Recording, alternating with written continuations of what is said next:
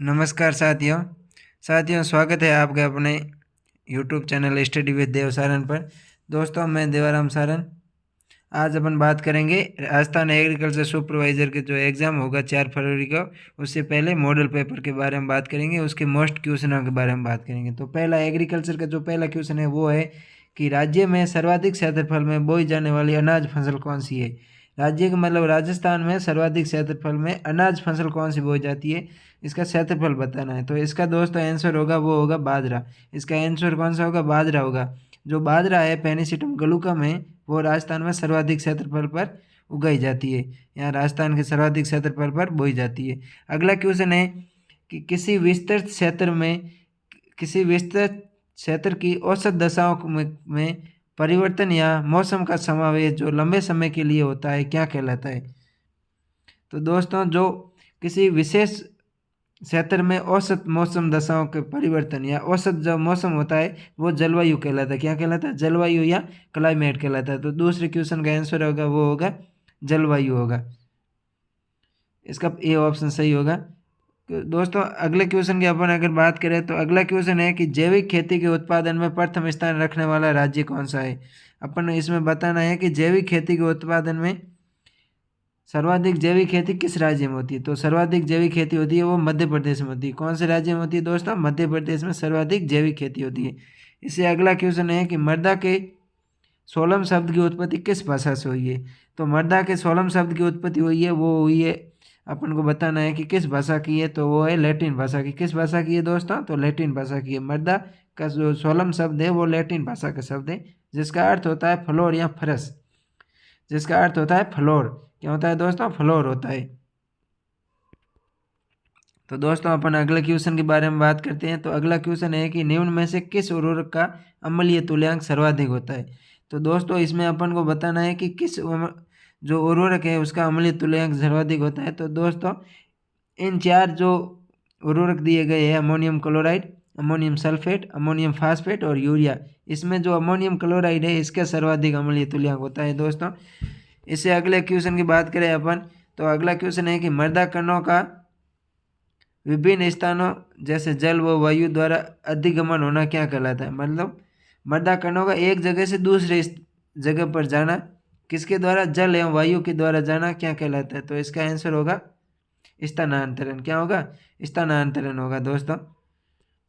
अगर अपन बात करते हैं अगले क्वेश्चन पर, अगला क्वेश्चन है दोस्तों कि 100 किलोग्राम नाइट्रोजन तत्व उपलब्ध करवाने के लिए कितने यूरिया की आवश्यकता होगी। क्वेश्चन ये है कि अपन को अगर किसी फसल में किसी खेत में 100 किलो यूरिया नाइट्रोजन देनी है तो इसके लिए अपन को कितने यूरिया की आवश्यकता रहेगी। इसके लिए दोस्तों एक सूत्र होता है कि दिए गए उर्वरक में तत्वों के प्रतिशत बटा दिए गए तत्वों का मात्रा किलो में इंटू 100, तो उसका वो सूत्र होता है। तो इसके जो आंसर होगा वो होगा 217 किलो। कितना? 217.39 किलो होगा। इसका डी ऑप्शन सही होगा। बात करते हैं अपन अगले क्वेश्चन की। तो अगला क्वेश्चन है कि जिप्सम में कैल्शियम कितना प्रतिशत पाया जाता है। जो जिप्सम है उसमें कैल्शियम कितना प्रतिशत पाया जाता है ये अपन को बताना है। तो जिप्सम में कैल्शियम पाया जाता है 29.5%। कितना पाया जाता है? 29.5% पाया जाता है। अगला क्वेश्चन है कि कोशिका की ऊर्जा मुद्रा कौन सा तत्व है। एनर्जी अपन को बताना है एनर्जी कौन सी ऊर्जा मुद्रा कौन सा तत्व है। तो इसका जो आंसर होगा वो होगा फास्फोरस। कोशिका की ऊर्जा मुद्रा कौन से तत्व को बोलते हैं? फास्फोरस को बोलते हैं। फास्फोरस तत्व को बोलते हैं। दोस्तों, अगला क्वेश्चन है कि गेहूं में सिंचाई की सबसे महत्वपूर्ण क्रांतिक अवस्था कौन सी है। अपन को बतानी है कि गेहूं में सिंचाई की सबसे महत्वपूर्ण क्रांतिक अवस्था कौन सी है। तो दोस्तों, गेहूं में जो सबसे महत्वपूर्ण क्रांतिक अवस्था है वो है दूधिया अवस्था। कौन सी अवस्था है? दूधिया अवस्था है। गेहूं में क्रांतिक अवस्था है जो सिंचाई की, वो दूधिया अवस्था सबसे महत्वपूर्ण है। अगला क्वेश्चन है प्रमाणित बीज उत्पन्न किया जाता है। मतलब यह है कि प्रमाणित बीज कौन से बीजों से उत्पन्न किया जाता है। तो दोस्तों, प्रमाणित बीज है जो कौन से बीजों से उत्पन्न किया जाता है? आधार बीज से किया जाता है। कौन से बीजों से उत्पन्न किया जाता है? आधार बीजों से उत्पन्न किया जाता है। उसके बाद में क्वेश्चन है औरोबंकी खरपतवार किन फसलों से संबंधित है। जो औरोबंकी खरपतवार है वो किन फसलों से संबंधित है। तो दोस्तों औरोबंकी खरपतवार है वो सरसों और तंबाकू से संबंधित है। कौन सी फसलों से? सरसों और तंबाकू फसलों से संबंधित है।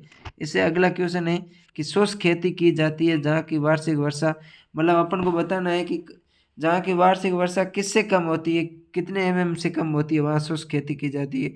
तो दोस्तों इसका क्वेश्चन होगा 750 से कम। जहाँ जिन क्षेत्रों में 750 मिलीमीटर से कम वर्षा होती है उन क्षेत्रों में कौन सी खेती की जाती है? तो उन क्षेत्रों में शुष्क खेती की जाती है। अगला क्वेश्चन है कि ज्वार का उत्पत्ति स्थान क्या है। अपन को ओरिजिन ऑफ सोरगम बाइकलर बताना है, ज्वार का उत्पत्ति स्थल बताना है। तो दोस्तों ज्वार का उत्पत्ति स्थल कौन सा है? अफ्रीका है। ज्वार का उत्पत्ति स्थल अफ्रीका है, अफ्रीका प्रदेश है जो ज्वार का उत्पत्ति स्थल है। अगला क्वेश्चन है कि तिल में लगभग कितने प्रतिशत प्रोटीन पाई जाती है। इसमें अपन को बताना है कि तिल में कितने प्रतिशत प्रोटीन पाई जाती है। तो दोस्तों तिल में है जो 20% प्रोटीन पाई जाती है। कितने प्रतिशत? 20% प्रोटीन पाई जाती है। अगला अपन का क्वेश्चन है कि मूंग का वानस्पतिक नाम बताना है, बॉटनिकल नेम ऑफ मूंग। मूंग का वानस्पतिक नाम बताना है। तो दोस्तों मूंग का जो वानस्पतिक नाम है वो विग्ना रेडिएटा है। क्या है? विग्ना रेडिएटा। आप विग्ना मूंगो मत कर देना, विग्ना मूंगो है वो उड़द का वैज्ञानिक नाम है। किसका है? उड़द का वैज्ञानिक नाम है विग्ना मूंगो। लेकिन अगर मूंग की बात करें तो मूंग का है विग्ना रेडिएटा। अगला क्वेश्चन है मूंगफली का वानस्पतिक नाम क्या है। तो दोस्तों मूंगफली का वानस्पतिक नाम है इसमें बताना है अपन को। तो दोस्तों जो मूंगफली है इसका वानस्पतिक नाम है अरेकिस हाइपोजिया। क्या है? अरेकिस हाइपोजिया मूंगफली का वानस्पतिक नाम है। अगला क्वेश्चन है कैंट किसकी किस्म है। इसमें बताना है कि जो कैंट किस्म है वो किसकी किस्म है, कौन सी फसल की किस्म है। तो कौन कैंट है वो जई की किस्म है। किसकी है? जई की किस्म है कैंट। अगला क्वेश्चन है एक वर्षीय फसल नहीं है।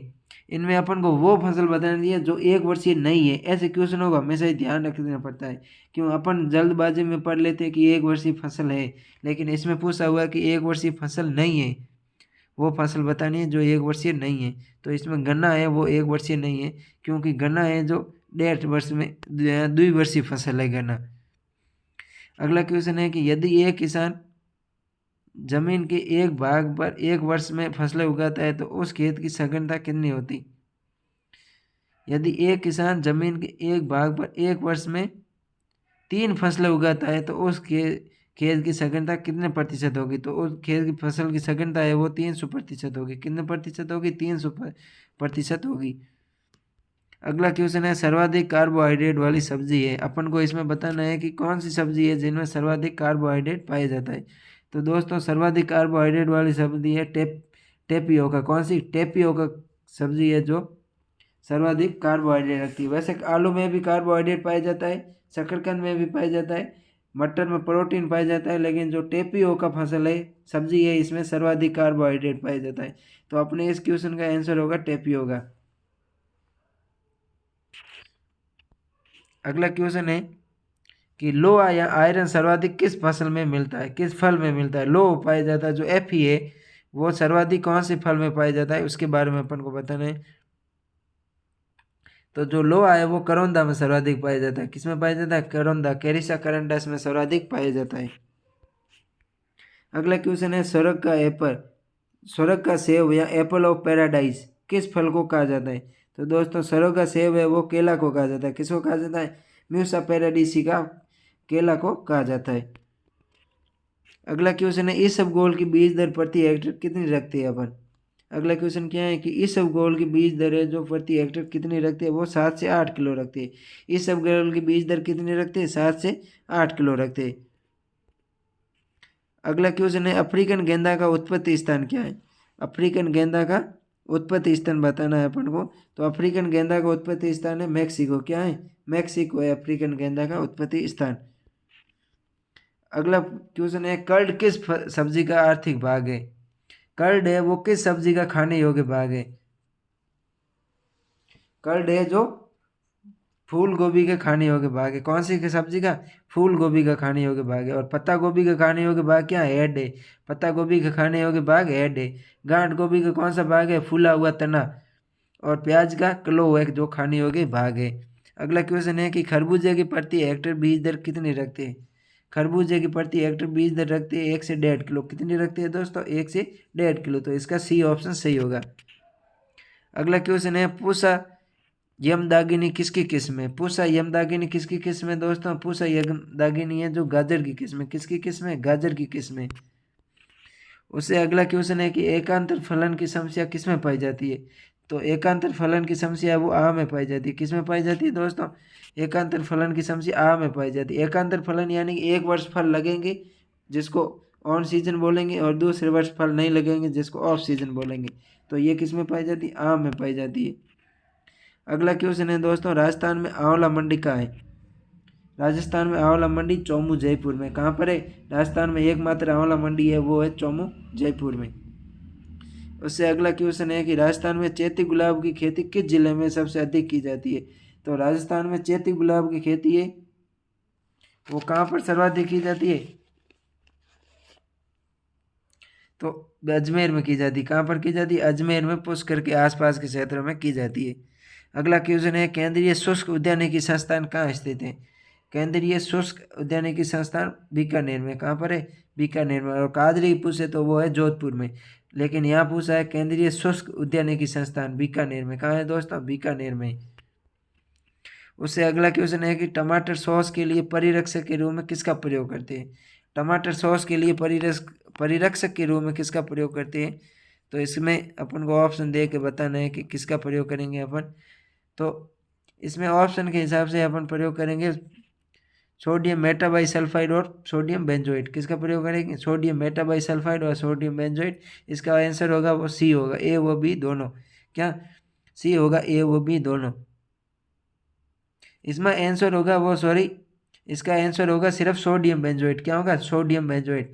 क्योंकि टमाटर सॉस में कलर पाया जाता है, इसलिए पोटेशियम मेटाबाइसल्फाइड से अपन उसका परिरक्षण नहीं कर सकते। रंग वाली फसलों का जो फल है या सब्जियां है उनका परिरक्षण पोटेशियम मेटाबाइसल्फाइड से नहीं करते। तो इसका आंसर होगा वो होगा सोडियम बेंजोइट। क्या होगा? सोडियम बेंजोइट होगा, ध्यान रखना। अगला क्वेश्चन है कि दुर्गापुरा केसर किस सब्जी की किस्म है? अपन को बताना है कि दुर्गापुरा केसर है वो किस सब्जी की किस्म है।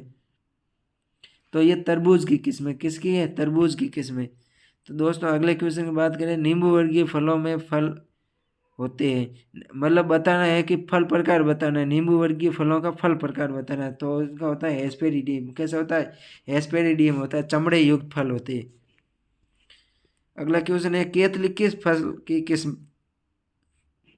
तो जो केतली किस्म है वो है बेर की। केतली किसकी है? बेर की किस्म है। अगला क्वेश्चन है, प्रोटो एंड्री अवस्था किसमें पाई जाती है? प्रोटो एंड्री यानी पुपूर्वता किसमें पाई जाती है ये बताना है। तो पुपूर्वता पाई जाती है सीताफल में, और पोर्टुगाइनी पाई जाती है वो पाई जाती है चीकू में। इसका आंसर होगा सीताफल। दोस्तों अगला क्वेश्चन है, षट भुजाकार विधि में वर्गाकार विधि की अपेक्षा कितने प्रतिशत अधिक पौधे लगते हैं? तो दोस्तों षट भुजाकार विधि में वर्गाकार विधि की अपेक्षा 15% अधिक पौधे लगते हैं। कितना प्रतिशत? 15% अधिक पौधे लगते हैं। अगला क्वेश्चन है, अंगूर की खेती क्या कहलाती है? अंगूर की खेती क्या कहलाती है दोस्तों? विटीकल्चर कहलाती है। क्या कहलाती है? विटीकल्चर कहलाती है। और मधुमक्खी पालन एपीकल्चर कहलाता है। हपसी किस फल की किस्म है? ये बताना है अपन को कि हपसी है जो किस फल की किस्म है। तो हपसी है वो अमरूद की किस्म है। किसकी है? अमरूद की किस्म है हपसी। अगला क्वेश्चन है, तेजाजी पशु मेला कहाँ लगता है? तो तेजाजी पशु मेला है वो पर्वतसर नागौर में लगता है। कहाँ लगता है? पर्वतसर नागौर में लगता है। राजस्थान का सबसे 8 बड़ा मेला है जो पशु मेला है वो तेजाजी पशु मेला। अगला क्वेश्चन है, गोपाल योजना राज्य के कितने जिलों में कार्यरत है? जो पशुपालक से संबंधित है गोपाल योजना, वो बतानी है कि राज्य के कितने जिलों में कार्यरत है। तो वो राज्य के 10 जिलों में कार्यरत है। कितने जिलों में कार्यरत है दोस्तों? 10 जिलों में कार्यरत है। अगला क्वेश्चन है कि हे में प्रोटीन कितना प्रतिशत होता है? अगला क्वेश्चन क्या है? हे में प्रोटीन की मात्रा बतानी है। हे में कितने प्रतिशत प्रोटीन होता है? तो 9% प्रोटीन होता है। कितने प्रतिशत होता है? 9% होता है। अगला क्वेश्चन है कि दुनिया में सर्वप्रथम पशुओं में कृत्रिम प्रजनन करने वाले वैज्ञानिक का नाम बताना है। तो इसका आंसर होगा डॉक्टर संपत कुमार। क्या होगा? Doctor Sampath Kumar. Sorry, doctor Sampath Kumar है वो भारत की है। डॉक्टर संपत कुमार भारत की है। यहाँ पूछा है दुनिया में, यानी कि संसार में बताना है, तो इसका आंसर होगा लेजारो स्पेल्लेंजानी। क्या होगा? लेजारो स्पेल्लेंजानी। और अगर भारत का पूछे तो उसका संपत कुमार होगा, और विश्व का पूछे तो लेजारो स्पेल्लेंजानी होगा। इस क्वेश्चन का आंसर होगा लेजारो स्पेल्लेंजानी। दोस्तों अगला क्वेश्चन है कि वीर्य एकत्रित करने में योनि का तापमान कितना होना चाहिए। तो दोस्तों वीर्य एकत्रित करने में योनि का तापमान है वो कितने डिग्री सेल्सियस होता है, अपने को इस क्वेश्चन में यही बताना। तो होता है 41 डिग्री सेल्सियस। कितना होता है? 41 डिग्री सेल्सियस होता है। अगला क्वेश्चन है कि राज्य की कुल कृषि आय में पशुधन का योगदान कितना है। राज्य की जो कुल एग्रीकल्चर आय है उसमें पशुओं का कितना प्रतिशत योगदान है, तो है 34%। कितना है? 34% है। अगला क्वेश्चन है एक सामान्य बकरी से औसतन कितना मांस प्राप्त होता है। अगला क्वेश्चन क्या है दोस्तों कि एक सामान्य बकरी से औसतन कितने किलोग्राम मांस प्राप्त होता है। तो कितना किलोग्राम होता है? 8 किलोग्राम होता है। कितना होता है? एक जो बकरी होती है उससे 8 किलोग्राम मांस प्राप्त होता है। अगला क्वेश्चन है कि भैंस का मांस क्या कहलाता है। दोस्तों अपन को बताना है कि भैंस का मांस क्या कहलाता है। तो भैंस का मांस क्या कहलाता है? बफन कहलाता है। क्या कहलाता है? बफन कहलाता है। और गाय का मांस बीफ कहलाता है। क्या कहलाता है? बीफ है जो गाय का मांस होता है। बील है जो बछड़े का मांस होता है। क्या होता है? बछड़े का मांस होता है, वो बील होता है। अगला क्वेश्चन है कि सिटी गोट के नाम से बकरी की किस नस्ल को जाना जाता है। बकरी की कौन सी नस्ल है जिसको सिटी गोट के नाम से जाना जाता है। तो कौन सी है? बारबरी नस्ल को सिटी गोट के नाम से जाना जाता है। अगला क्वेश्चन है कि निम्न में से भेड़ की कौन सी नस्ल उदयपुर संभाग में पाई जाती है। उदयपुर संभाग की भेड़ को बताना है तो सोनारी नस्ल है जो उदयपुर संभाग में पाई जाती है। जो चौकला नस्ल है वो शेखावटी क्षेत्र में पाई जाती है। चौकला नस्ल कहाँ पाई जाती है? शेखावटी क्षेत्र में पाई जाती है। और सोनारी है वो उदयपुर में पाई जाती है। इस क्वेश्चन का आंसर होगा वो सोनारी नस्ल होगा। अगला क्वेश्चन है कि मुर्गी की प्लाई माउथ रॉक नस्ल का मुख्य उद्देश्य क्या है। जो मुर्गी की प्लाई माउथ रॉक नस्ल है इसका क्या उद्देश्य है? वो अंडा उत्पादन के लिए और मांस उत्पादन के लिए पाली जाती है। तो इसका आंसर होगा ए व बी दोनों। अगला क्वेश्चन है कि ब्यात बढ़ने पर दूध का संगठन किस प्रकार प्रभावित होता है। ब्यात बढ़ने पर दूध का संगठन किस प्रकार प्रभावित होता है इसके बताना है। तो इसका आंसर दोस्तों होगा दूध में क्लोराइड की मात्रा में वृद्धि होती है। दूध में क्लोराइड की मात्रा में वृद्धि होती है। धीरे धीरे जिस प्रकार दूध का गाय का जो पशु का दूध ब्यात का बढ़ेगा वो उसमें क्लोराइड की मात्रा बढ़ती रहेगी। अगला क्वेश्चन है कि पशुओं में पाले या गर्मी में लाने के लिए आवश्यक हार्मोन कौन सा है। वह कौन सा हार्मोन है जिसमें मतलब पशु है जो मध्यकाल की अवस्था में आती है। तो इसका आंसर होगा एस्ट्रोजन हार्मोन। कौन सा हार्मोन? एस्ट्रोजन हार्मोन होगा। अगला क्वेश्चन है कि मुर्गी के अंडे में सफेदी कितने प्रतिशत होती है। अपन को बताना है कि जो मुर्गी का अंडा होता है उसमें सफेदी कितने प्रतिशत होती है। तो 32% होती है। कितनी होती है? 32% होती है। अगला क्वेश्चन है सर्वाधिक लंबी ऊन वाली भेड़ की भारतीय नस्ल है। भेड़ की भारतीय नस्ल के बारे में बताना है जिसकी सर्वाधिक लंबी ऊन होती है। तो नाली नस्ल की जो भेड़ें होती है उनकी सर्वाधिक लंबी ऊन होती है। सर्वाधिक लंबी ऊन कौन सी भेड़ों की होती है? नाली नस्ल की भेड़ों में होती है। अगला क्वेश्चन है नर मुर्गे का बंध्याकरण अथवा हसियाकरण क्या कहलाता है। खस्सीकरण क्या कहलाता है? कैपोनाइजेशन कहलाता है। और बंध्याकृत नर मुर्गा कैपेन कहलाता है। क्या कहलाता है दोस्तों? कैपेन कहलाता है बंध्याकृत नर मुर्गा। और इसमें जो हार्मोन प्रयोग करते हैं बंध्याकरण में वो लेते हैं diethylstilbestrol hormone. कौन सा hormone? Diethylstilbestrol hormone. और बंध्याकरण करने की क्रिया क्या कहलाती है? कैपोनाइजेशन कहलाती है। अगला क्वेश्चन है भेड़ की त्रिप्रयोजनी नस्ल। भेड़ की त्रिप्रयोजनी नस्ल कौन सी है उसके बारे में अपन को बताना है। तो वो है लोही नस्ल। कौन सी नस्ल? लोही नस्ल। दूध उत्पादन, ऊन उत्पादन और मांस उत्पादन तीनों कार्यों के लिए जो जानी जाती है वो है त्रिप्रयोजनी नस्ल है लोही नस्ल। अगला क्वेश्चन है मृदुरेचक दवा का उदाहरण है। अपन को इसमें मृदुरेचक दवा का उदाहरण बताना है तो वो है अरंडी का तेल। इस मॉडल पेपर का सेकंड लास्ट क्वेश्चन है कि संक्रमित पशुओं में संक्रमित व दूषित चारागाहों पर किस औषधि का छिड़काव करना चाहिए। तो दोस्तों इसका आंसर होगा नीला थोथा। कृमि रहित करने के लिए संक्रमित या दूषित जो चारागाह होते हैं वहाँ पर नीला थोथा का छिड़काव करना चाहिए।